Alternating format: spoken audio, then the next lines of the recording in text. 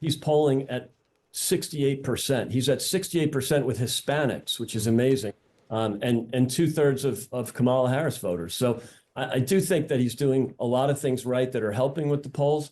And then there's some things that are going to take some time once we see the economic outcomes, just like in the first term, where the economic outcomes were incredible. There's a brand new piece that's gone up on the Times.com website by conservative thinker Andrew Sullivan. The title is, "After 100 Days, Trump's Presidency Feels Like a Vengeful Monarchy."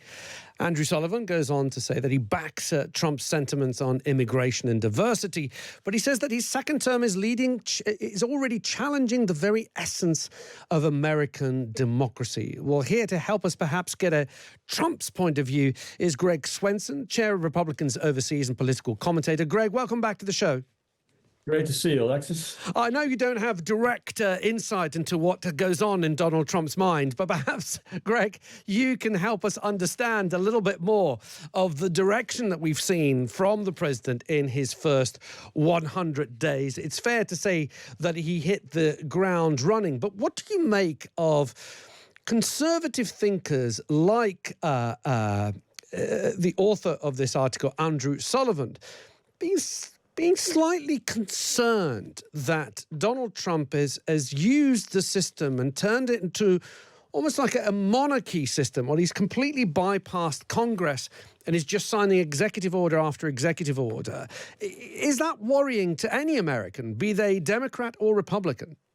Well, I think it's worrying to some Democrats, that's for sure, because they're, as usual, they're freaking out to a certain degree. But no, it shouldn't be. I mean, Biden had significant number of executive orders at the beginning of his term. And then, of course, he had the pardons at the end, which, in many respects, I think really tarnishes his legacy. So, but what President Trump is doing is basically what he promised in the campaign. Mm-hmm. And that's why he was elected. He ran on, a couple of top issues. One was immigration or illegal migration, and the other was the economy. And he's hit the ground running on both. So I don't think it's absurd when these people talk about, the threat to democracy. I mean, Bill Clinton and Barack Obama deported significantly more illegal migrants than Trump did in his first term or has so far. So, I think it's just that they're out of power and they're a little angry about it. But is the difference perhaps that when they deported people, they did it according to the law, whereas Donald Trump, to put it mildly, has had difficulties. There's been judges trying to stop his deportations. Is that perhaps the difference? That people are saying, look, of course you can follow your own policies, but you have to do it within the context and the checks and balances that are provided by the state.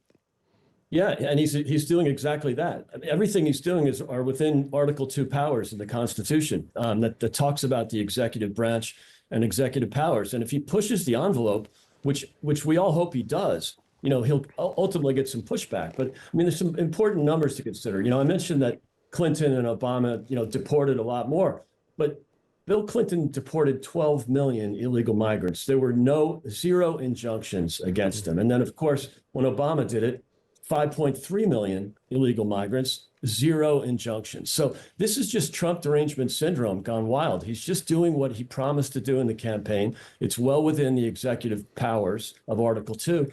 And yet the pushback from the left is outrageous. And that's, so they're just trying to stop him because it's Trump, not because he's doing something that the other presidents didn't do. Okay.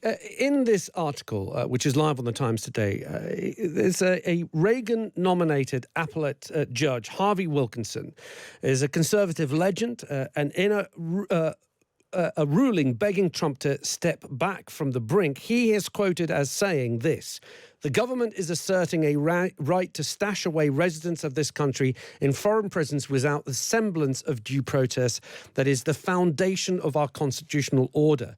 This should be shocking not only to judges, but to the intuitive sense of liberty that Americans far removed from our courthouses still hold dear." This is not a Trump derangement syndrome sufferer, as you have put it. This is a Reagan-nominated judge and a conservative legend. So does he have perhaps a cause for concern, a valid cause for concern?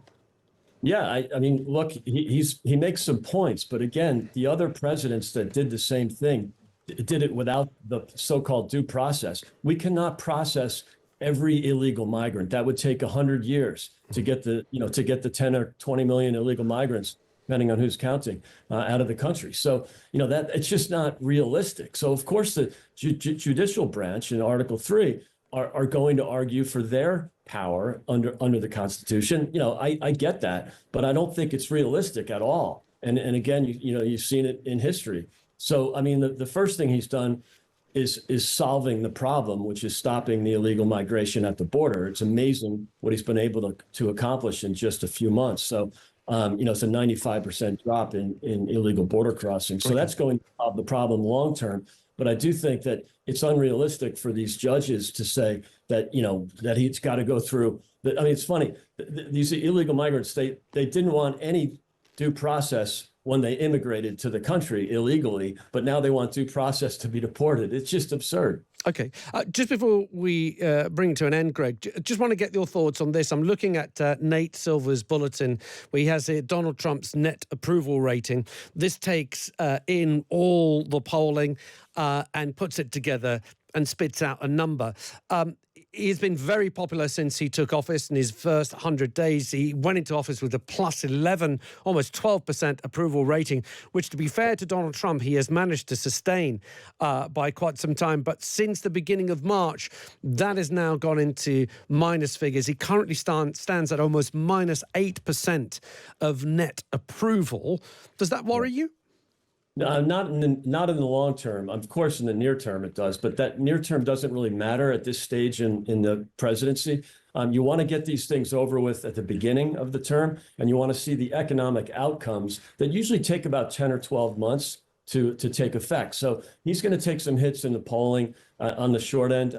Obviously, the tariffs and the so-called trade war, that's not helping his numbers. On immigration, he's polling at plus 15, approval, disapproval, with deportation of 2 times criminals. In other words, illegal migrants that have been committed other crimes. He's polling at 68%. He's at 68% with Hispanics, which is amazing, and 2/3 of Kamala Harris voters. So I do think that he's doing a lot of things right that are helping with the polls.